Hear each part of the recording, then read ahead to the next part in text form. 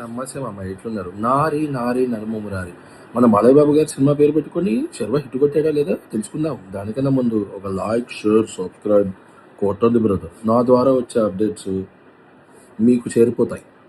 ఇప్పుడు రివ్యూలోకి వెళ్తే పాజిటివ్స్ చెప్పుకుందాం. శర్వానంద్ పాజిటివ్, స్టోరీ కొత్తగా రాసుకున్నాడు అది positive. Naresh, Vennela Kishore, Sunil and చాలా క్యారెక్టర్స్ ఉన్నాయి, అన్ని పాజిటివ్. చాలా వర్కౌట్ అయింది సినిమాలో.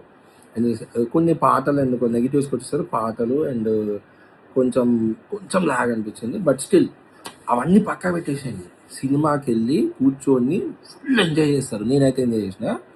ఫస్ట్ 30 నిమిషాలు ఇదేంద్రా బాబు రొటీన్ రొట్టె టెంప్లెట్ అనుకుంటావు, కానీ ఒక్కసారి 30 నిమిషాలు అయిపోయి ఏదైతే కాన్ఫ్లిక్ట్ తీసుకున్నారో ఆ 30 నిమిషాలు దాటినాక ఆ కాన్ఫ్లిక్ట్ని వెల్ డిజైన్ చేసి పాత టెంప్లెట్ని కొత్తగా రాసుకొని మన సామాజిక వర్గం డైరెక్టర్ ఎవరైతే మన నరేష్ని బాగా యూటిలైజ్ చేసుకొని కామెడీని ముందంజలో పెట్టి మనకి క్రేజీ చూపించిండు. కొన్ని కొన్ని సీన్స్ ఉంటాయి అసలు మస్తు నవ్వుకున్నా నేను. ఇంటర్వెల్ బ్యాంగ్ హైలైట్ ఉంటుంది.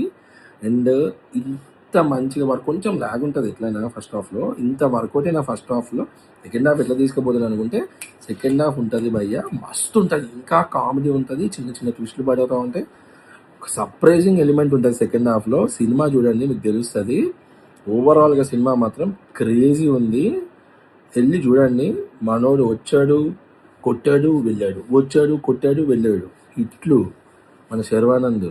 వెళ్ళండి, చూడండి, enjoy. Happy Sankranti to all. Bye.